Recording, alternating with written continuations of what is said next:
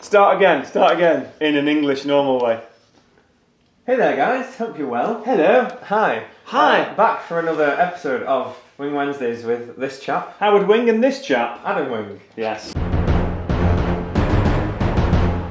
So go on, what you we were just talking about it, weren't we? So what's the subject of this video? Of this week's episode, well, I'll put it to you as a question of, I'm a beginner wedding videographer or wedding business person. Yes. And I need to advertise myself. I've got, I don't know, 500 quid, a bit of marketing.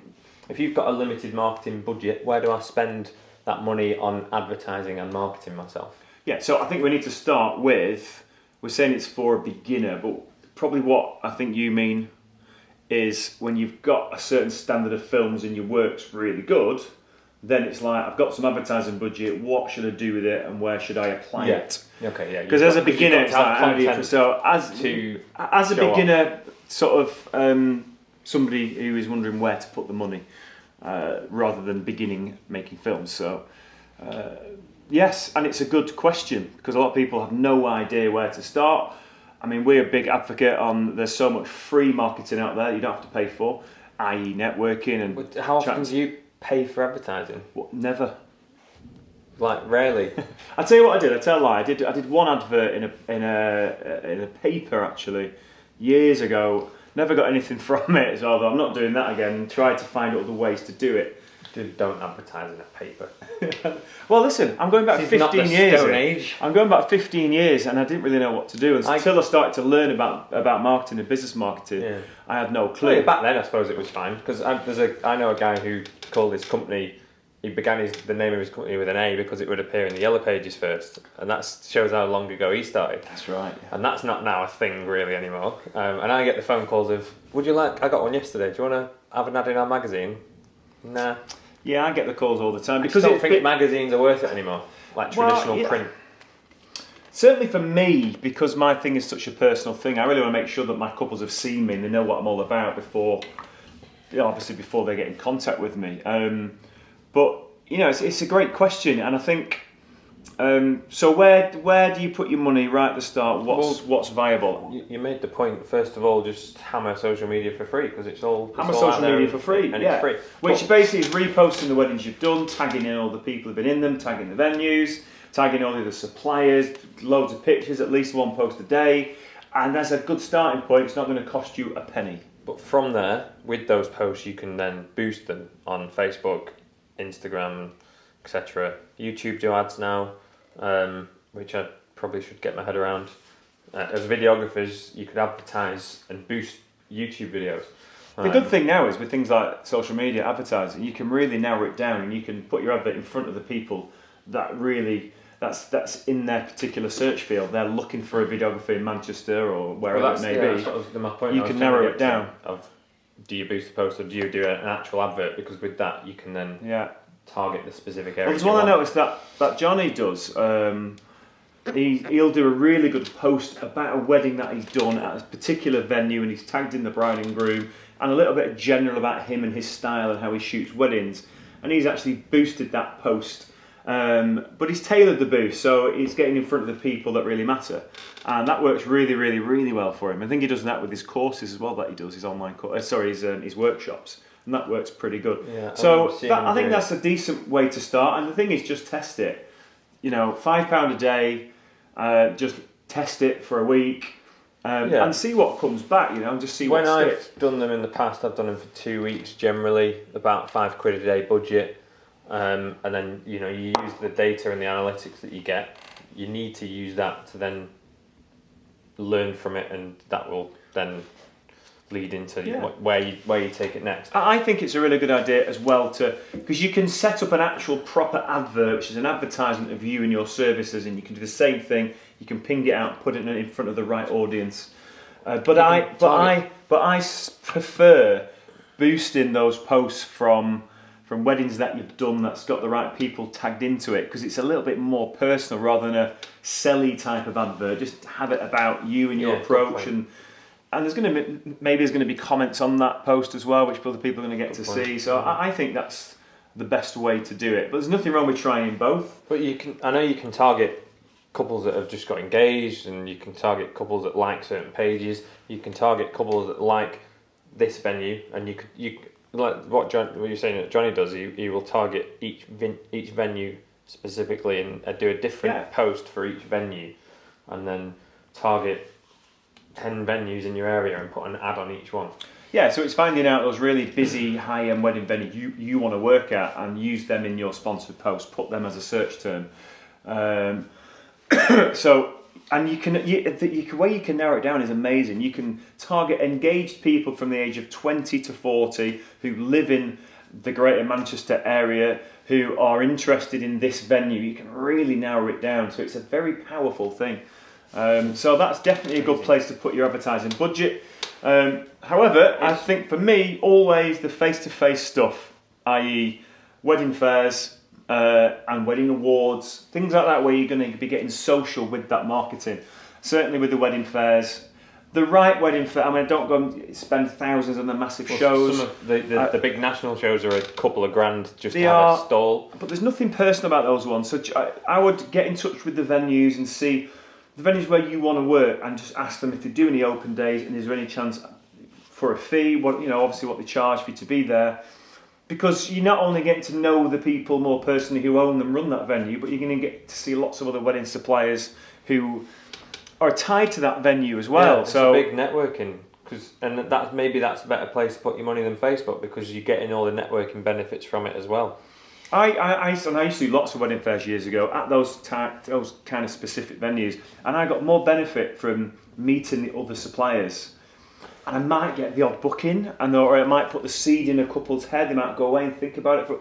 But to talk to those other suppliers and talk to people who run the venue, building those relationships, really, really important. If your competitors are not doing that, then you're going to be in somebody's mind rather than your competitor, because they've spoke to you and you've made a personal connection with them. And I think the key thing is what you said about doing the venue open days that have been arranged by the venue, more so than the fairs that are put on by big companies that come into all the different venues.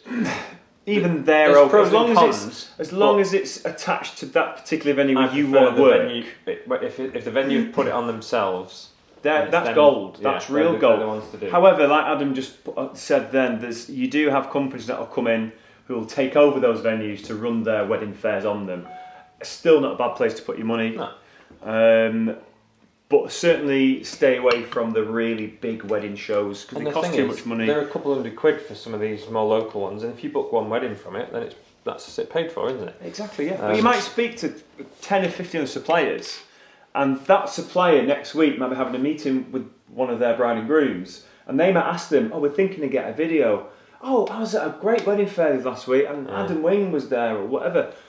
Try his, have a look at his stuff. So it snowballs, without a doubt. Yeah, it's not as tangible, but it's the long-term effects, and that's more powerful than booking a wedding. Yeah, and don't expect immediate results, but these things just take time to bed in. So that's that's a winner. So awards, wedding awards. It's so funny because wedding awards get so much stick, and we just talked about the people who give stick about wedding awards. They've either people who've gone in them and not won, or people who just don't understand how they work. Because in my eyes, they are one of the best place to put your marketing budget is enter wedding awards. Because what's the worst that can happen? You're going to lose £50. The first year, but that's about it. The first year I was in business and I entered the Tweers and for best newcomer, and I won that, and it was like however much it was to enter. Like I think it's £80 or so much, and then you pay for the event itself as well, and there's a bit of money involved, but winning that got me like 10 bookings the next week. It is ridiculous. I had couples not long after that. That was a big help in setting me off that. Yeah, and people, it really was. People talk about it on social, as long as you're posting about it. I had a couple come around to me not long after you'd won the newcomer, and I just mentioned your name in conversation. He went, Adam, that's the guy who wins all the awards. And I was like... All the awards? I was like, yeah. And I think he went, he's been in one award. And he won the best newcomer. But people talk, and they were like, yeah, he's damn good, isn't he? He wins all these awards. So, yeah, again, one of the best places to put your money. definitely enter Wedding Awards, because there's usually an event which is tied to it, which means there's going to be other suppliers at that Which event. you've got to pay for, but this is all part of your budget. And it's not just having the nice shiny badge on your website. If you win or you don't, you've got the networking opportunities and the benefits from. Yeah, but just meeting going back, other suppliers going back to the award though, you've got a little badge on your website which says I've been nominated, or I've got through to the regional finals, or anything to give a potential booker a little bit more social proof, a little bit more confidence Trust, in that you're good and your quality at what you do because you're attached to awards. I mean, they don't know the ins and outs of how awards are sort of set up, but it doesn't matter to them. They just see that badge and they think, wow, this guy's obviously quality, you know. Unfounded or not as it is, the couple will just assume that it means something good, and it's a bit of a confidence boost. I mean, you were chatting to somebody who was slagging the awards off the other week, and then we'd found out that they actually entered a couple of years ago, and it's just a lot of it's either bitterness or it's just naivety of like, oh, I'm just guessing that this is how they work. And exactly. They don't actually know. Yeah. You know. I mean, it's great for me. I judge the wedding awards, the wedding industry awards, and I've judged it for the last 4 years, so I have a real insight on how they work. And it's not the videographer category. It's not the videographer category, no. But I have a real insight on how they work and how they run. And for me, the TWIA, it's so fairly done. It's about as fairly and even as you can possibly do it. Because it is voted for and scored by your brides and grooms, then it gets passed to a team of judges, which then go through your business with a fine-tooth comb and then come up with our suggestions. But not only one judge, there could be 3, there could be 5 or 6 within each category. So it's a great thing to be involved with. With the TWIA one, I found that aside from all the other benefits of entering, it just gives me a kick up the arse to kind of take stock and assess my business, because when I know I need to get my submission in and my votes in and stuff, and it's right, the judge is going to be looking at my profile, they're going to be looking at my website, and it's just a bit of a kick up the bum to be like, it forces you to up your game. Yeah, I need to like update my website. And I probably wouldn't do it at that time of year. Yeah, because I've got other stuff going on. If it wasn't for that little push. Well, it's the theory, because you're being judged, aren't you? And like we don't. People don't like to be judged, but when you know you're going to be judged, you pull out all the stops, don't you? And you up your game, and you work on your website. You maybe start doing more on social. You start adding to your business, offering different things, just to set you apart from all those other people who could potentially win over you. So there's nothing negative about going in wedding awards. They're only positives to be had. And also, if you can get on the directory on the websites, great for SEO.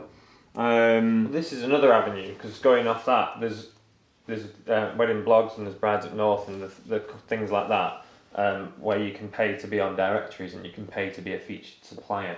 And that's another place that I've put my money in the past. Absolutely. Rock My Wedding, which is a national wedding blog online, and I paid £200 for a year to be a featured supplier on their site, and I got 5 weddings from it in that year. It's peanuts. Yeah, exactly. So they put the fee up the next year to like 500 quid, and I didn't get as much from it.